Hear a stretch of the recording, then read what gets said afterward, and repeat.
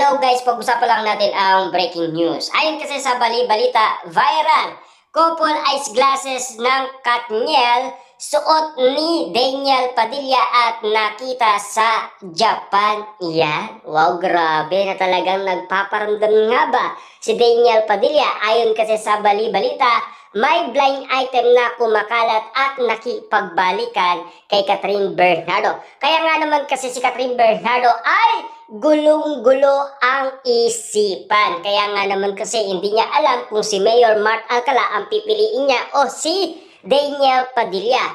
Pero ayon naman kasi sa balita ni Master Hans, may pagbabagong mangyayari sa love life umano ni Catherine Bernardo. Kaya nga naman kasi pinag-uusapan, nakita ng mga Katniel fans ang nasabing ice glasses ni Daniel Padilla na katulad ng kay Catherine Bernardo kasi inaabangan yan ng karamihan kung magpaparamdam ulit sina Daniel Padilla at Catherine Bernardo. Na alam nyo naman siguro, naririnig nyo ang bali-balitang ayaw magpatalo ni Catherine Bernardo kay Kyla Estrada. Kasi alam nyo naman siguro, ayon sa bali-balita ni Ruby Baldwin, sila pa rin ang uling magmamahalan. Na alam nyo naman siguro, sila ang una at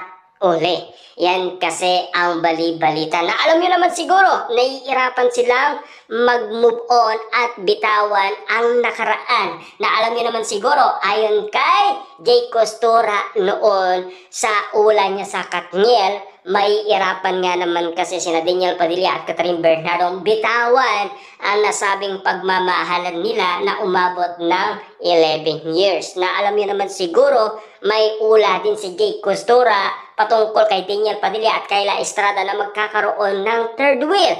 Kaya nga naman kasi pinag-uusapan ang dalawa hanggang ngayon na tila nang dahil sa pasabog ng ABS-CBN, lalong-lalo na si Direk Cathy at Mami Min Bernardo, na mami ni Catherine Bernardo, na talagang pinag-usapan at pinagkaguluhan na hanggang ngayon, bet na bet pa rin ni Mami Min Bernardo si Daniel Padilla. Ibig sabihin, aprobado na ni Mami Min Bernardo ang isang Daniel Padilla. Baka kasi nakita na ni Mami Min Bernardo, nagbago na si Daniel Padilla. Bakit nga ba nagbago na si Daniel Padilla? Kasi pangarap niya ang isang Catherine Bernardo. Kasi ang mahal niya, gusto niya pa rin mahalin siya ng buo. Ayon kasi kay Daniel Padilla noong 2023, akin lang si Catherine Bernardo at walang makakaga.